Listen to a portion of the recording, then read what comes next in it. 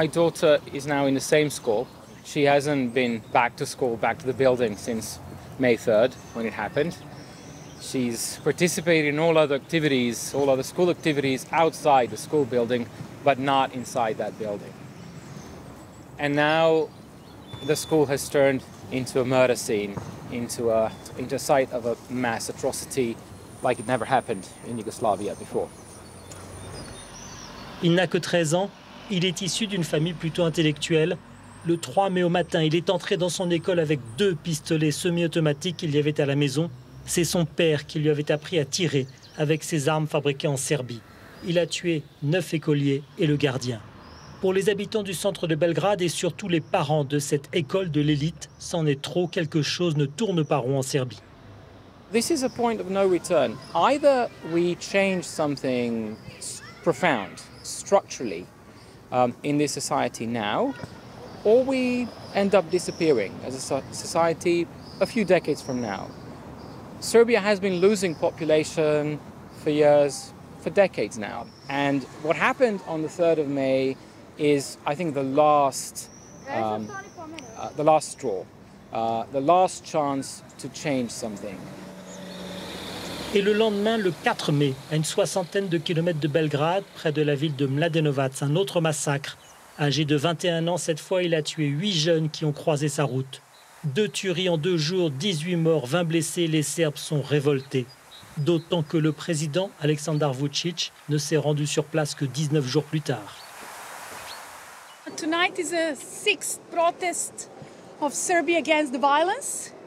It's an authentic civic protest, and we are actually approaching right now the crowd, and we are coming in front of the parliament. Vukosava et son équipe n'ont manqué aucune de ces manifestations qui ont spontanément surgi après les massacres. Elle est à la tête de l'ONG CRTA qui analyse le fonctionnement du système du président Vučić et sa dérive autocratique.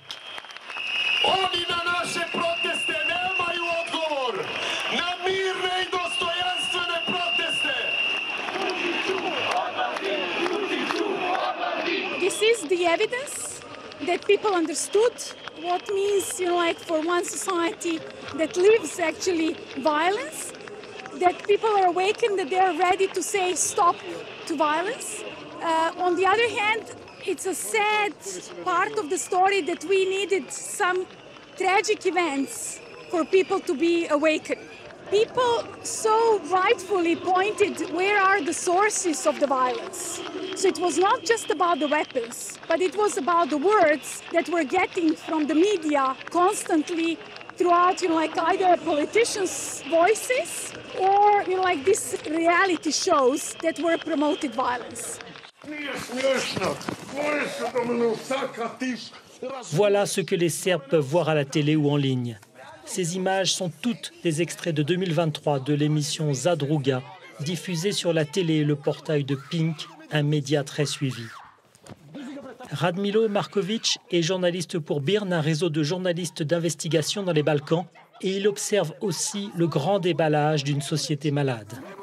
Vlast je obe tragedije, oba masovna ubistva je pokušala propagandom da propere na način na koji su radili neke prethodne afere. Vlast je odgovorna za tih 10-11 godina stalnog nasilja. To je neprestano. Pogledajte Skupštinu, na što liče, koja ne ide na Pinku, koja ide na RTS-u, na javnom servisu. To je neprestano nasilje, verbalno iživljavanje nad manjinom. To je princip funkcionisanja te političke stranke koje se onda kroz medije prenosi na celo društvo.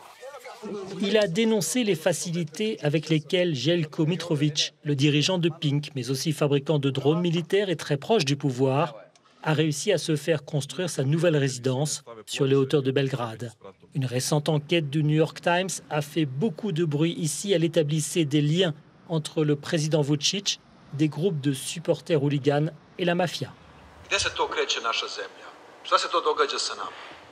Nekako je kao jedno razbijeno ogledalo sve. Stalno su neke afere, stalno su neki događaji, stalno su neki incidenti, stalno neke pojedinačne činjenice. L'homme qui disait cela il y a plus de 20 ans s'appelait Zoran Đinđić, alors Premier ministre. Merjan Bajic, artiste et de la génération qui a vécu les guerres yougoslaves, se souvient de cette période très courte après la chute de Slobodan Milošević en 2000, pendant laquelle est né l'espoir de redevenir un pays décent. Il a travaillé sur ce monument à la mémoire de l'ancien Premier ministre, assassiné en 2003 par une mafia qui savait qu'il allait faire le ménage dans le pays.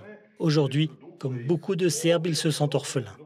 Ne želim novog lidera, ne želim novu većinu kojoj svi moramo da se podredimo misleći onako kako vidi većina. Ne želim da mislim kao većina, želim da se kandiduju mišljenja i da se o njima raspravlja na osnovu argumenata i da se onda racionalno postupa po najadekvatnijim, a ne najmnogobrojnijim urlikanjem koje dolazi iz bilo koje strane.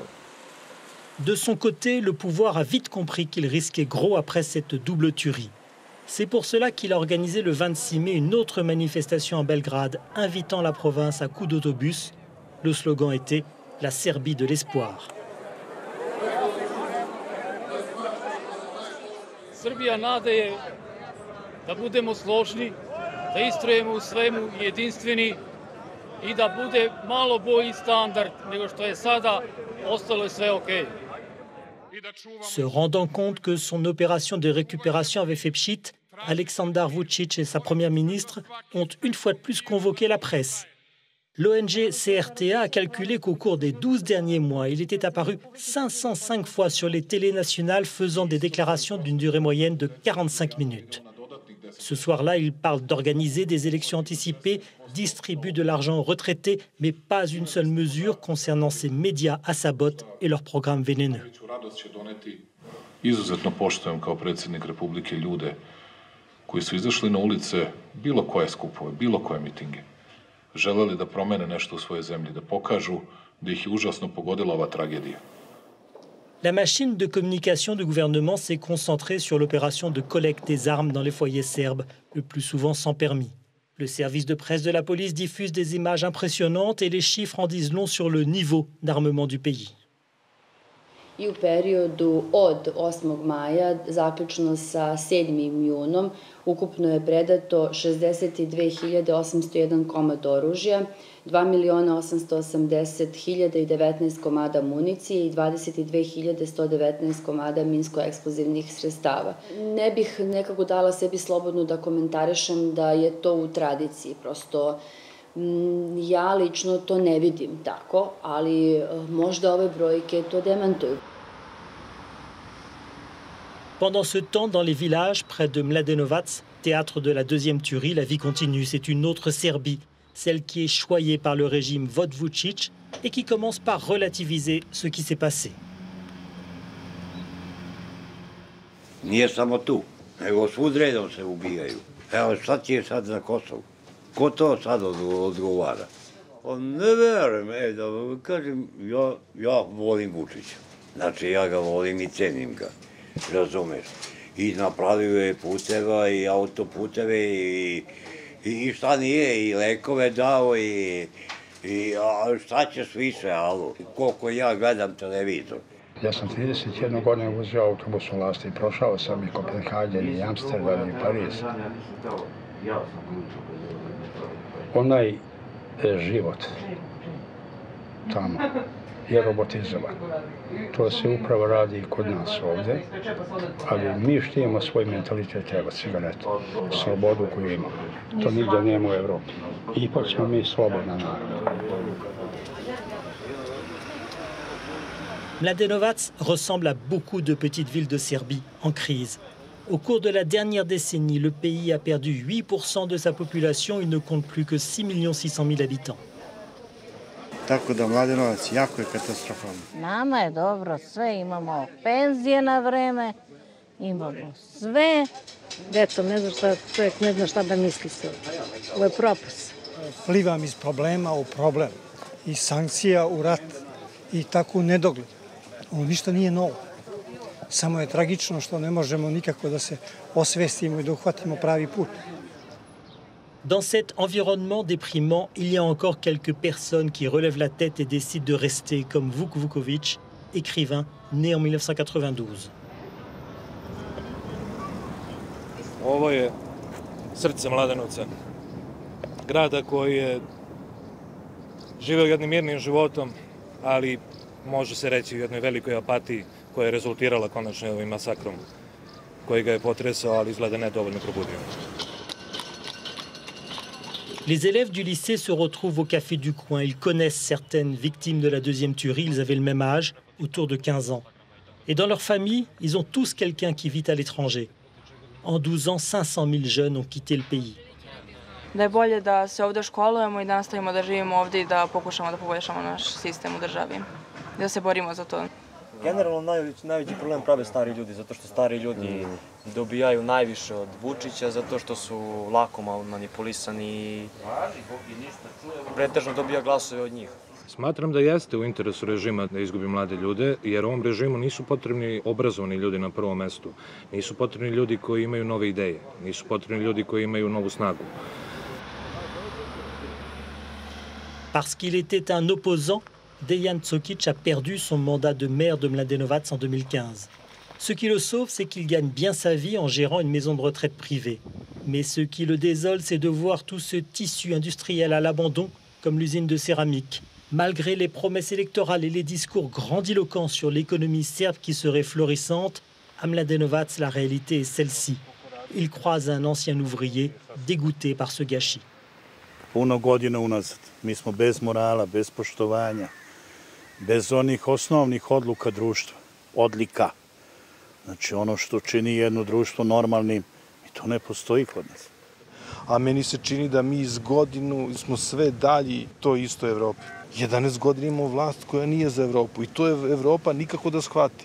Kada bude shvatila Evropa da mi imamo na čelu države predsjednika i vlast koja nije za Evropu i kad mora da poradi na tom pitanju, mi ćemo se mnogo lakše osloboditi tih pojava i tih pojedinaca koji se predstavljaju kao lažni evropejci.